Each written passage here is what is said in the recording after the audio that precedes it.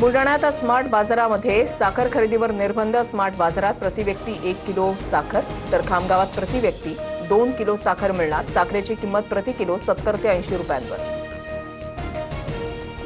केंद्राकडून अनेक वर्षांनंतर गव्हाच्या निर्यातीवरील बंदी मागे। शेतकरी आणि व्यापाऱ्यांना मोठा दिलासा। सरकारनं गहू, मैदा आणि रव्याच्या निर्यातीवरील बंदी तातडीनं उठवली।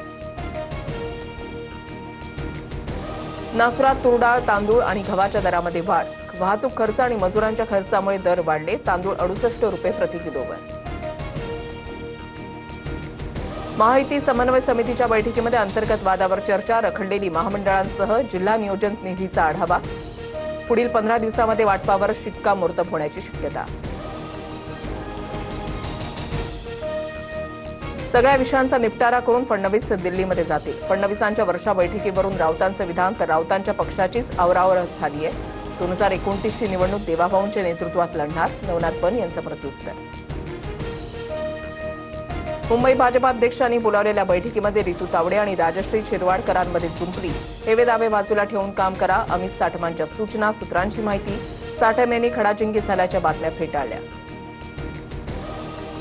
पुणे महापालिकेमधील निधी वाटपाचा वाद आता मुख्यमंत्र्यांच्या कोर्टात। भाजपा आणि राष्ट्रवादीच्या नेत्यांसोबत मुख्यमंत्री फडणवीस आणि सुनेत्र पवारांची बैठक होणार। निधी वाटपावर तोडगा काढला जाणार। परभणीमध्ये ओबीसी आंदोलकांचा अंतर्गत वाद चव्हाट्यावर। पवन करवर या ओबीसी आंदोलकावर वंगण फेकल्याची घटना। सोशल मीडियावरील पोस्टचा रागातून कृत्य। मराठा आंदोलकांकडून करवर यांच्यावर दुग्धाभिषेक। राहुल गांधींनी फडणवीसांना प्रश्न विचारण्यापेक्षा स्वतःकडे लक्ष द्यावं। आदिवासी विकास मंत्री अशोक उईकेंची टीका। राहुल गांधींनी फडणवीसांना पत्र लिहित आदिवासी विद्यार्थ्यांच्या प्रश्नांकडे लक्ष वेधलं होतं।